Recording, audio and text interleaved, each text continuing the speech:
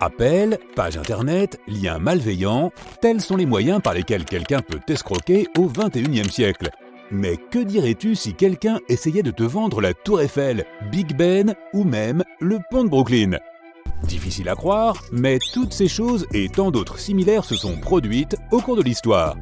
Tu as peut-être déjà entendu parler de George C. Parker, l'un des plus fascinants escrocs américains qui a surtout opéré à la fin du XIXe siècle. Quand on dit escroc, on ne parle pas là d'un arnaqueur à la petite semaine, mais d'un véritable spécialiste. Un professionnel dans l'art de gagner la confiance d'autrui afin de mieux tromper son monde. Parker était originaire de New York et il gagnait sa vie en vendant illégalement toutes sortes d'objets emblématiques qu'il ne possédait pas vraiment. Il est ainsi parvenu à refourguer des lieux aussi symboliques que la Statue de la Liberté, Madison Square Garden, le Metropolitan Museum of Art et bien sûr le pont de Brooklyn.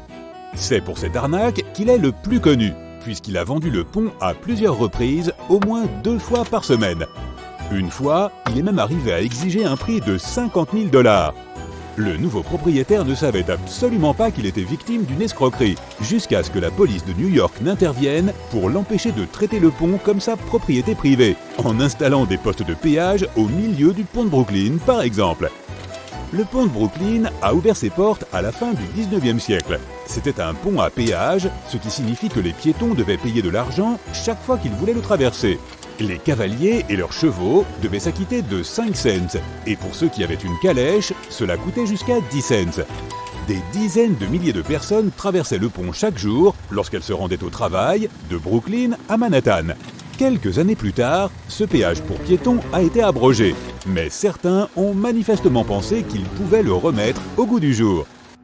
Parker choisissait souvent différents noms, Warden Kennedy, James J. O'Brien, Mr. Taylor, Mr. Roberts, etc., afin de se livrer à ses escroqueries. Il employait également de nombreuses méthodes pour se présenter comme le propriétaire légitime des biens qu'il vendait, en falsifiant des documents pour rendre ses escroqueries plus crédibles par exemple, et en installant carrément de faux bureaux de vente lorsque cela s'avérait nécessaire. De même, lorsqu'il a vendu la tombe du général Grant, il s'est fait passer pour le petit-fils du général. L'un de ses endroits de prédilection pour opérer était Ellis Island. Il y attendait des personnes venant de différents pays, surtout celles qui disposaient d'argent qu'elles voulaient investir dans de nouvelles entreprises.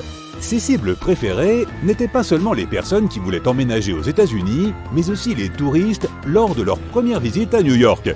Quel accueil, n'est-ce pas ? Au Royaume-Uni, un homme se livrait à des activités similaires, mais dans le sens inverse. Arthur Ferguson vendait de célèbres monuments nationaux britanniques et d'autres biens publics aux touristes venus des États-Unis pendant les années 1920.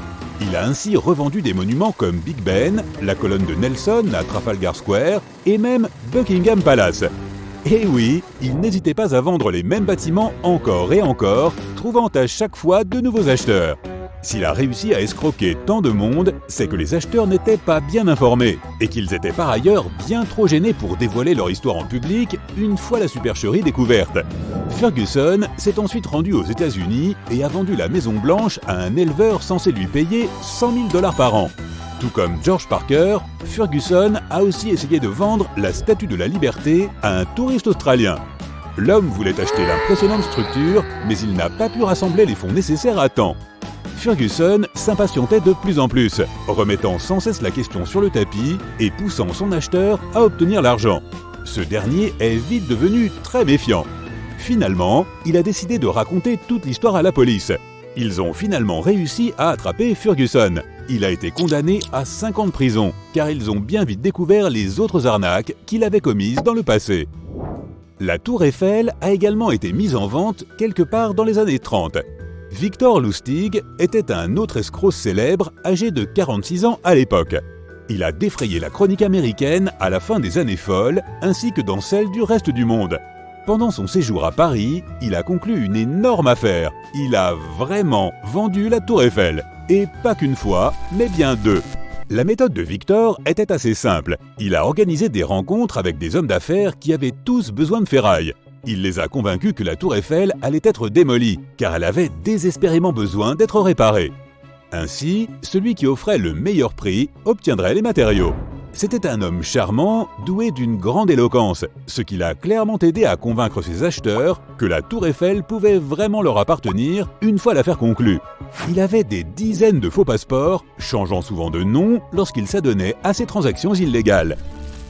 Il existe une légende locale fascinante que l'on raconte à Wichita Falls, au Texas. En 1919, un homme, J.D. McMahon, a eu l'idée de convaincre les gens qui vivaient là qu'il allait construire un immense building qui s'étirerait loin dans les airs, ce que nous appellerions aujourd'hui un gratte-ciel. Il a ainsi collecté 200 000 $ et a ensuite érigé un bâtiment qui n'avait que 4 étages. Il possédait des dimensions de 5 mètres sur 3, bien plus petit que ce qu'il était censé devenir. Les mesures qu'il avait présentées dans ses documents n'étaient pas en pieds, mais en pouces, ce qui, en tant que détail, a complètement échappé aux investisseurs américains. L'escroc qui avait eu l'idée originale s'est bien sûr enfui avec son pécule, laissant derrière lui l'humiliation de ce qu'on nommerait plus tard le plus petit gratte-ciel au monde. Au XVIIIe siècle, une femme nommée Barbara Ernie sillonnait le Liechtenstein et ses environs. Pendant son voyage, elle charriait une grande malle sur son dos. Elle menait une vie itinérante et c'est pourquoi elle s'arrêtait souvent afin de chercher un logement pour la nuit. Chaque fois qu'elle s'arrêtait, Ernie disait à l'aubergiste que ses biens les plus précieux se trouvaient dans sa malle. Puis, elle demandait au propriétaire de l'enfermer à double tour dans la pièce la plus sûre de l'auberge. Les aubergistes s'exécutaient. Ils ne savaient pas qu'il n'y avait ni bijoux ni vêtements à l'intérieur de son énorme bagage. En fait, c'est là que se trouvait son compagnon de voyage, qui surgissait alors de la malle, s'emparait de tous les objets de valeur, puis s'enfuyait à nouveau avec Ernie. Et cela a duré 15 ans, jusqu'à ce que l'on finisse par attraper le duo de voyageurs. Un vendeur de meubles aide Barbara, des environs de la baie de San Francisco, à concocter son arnaque dans les années 1970 et 1980. Il a inondé la région de publicité qui agaçait beaucoup les gens. Puis, il est passé au niveau supérieur. À un moment donné, il a dit à tout le monde qu'il détenait une participation de 50% dans la mine d'or de Golden Gulch, juste à côté de Truth or Consequences, au Nouveau-Mexique. Tout le monde avait entendu l'histoire selon laquelle ce site était prêt à extraire de l'or, et nous parlons de beaucoup d'or, pour un montant estimé à 93 millions de dollars la première année seulement. Son entreprise a ainsi vendu quantité d'actions qui ont rapporté de gros bénéfices aux vendeurs. Mais bien sûr, tout cela n'était qu'une supercherie.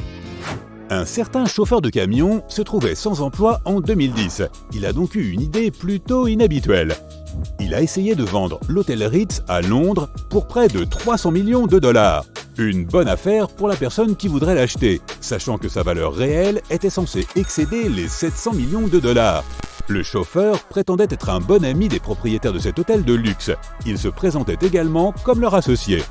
Il racontait que les propriétaires avaient leur propre raison de vouloir vendre l'hôtel par l'intermédiaire d'un tiers et qu'ils n'étaient pas en mesure d'en discuter. Un acheteur potentiel lui a même remis plus d'1 million de dollars en guise de frais initiaux.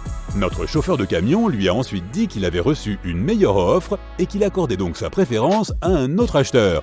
Mais il n'a jamais rendu l'argent, bien entendu.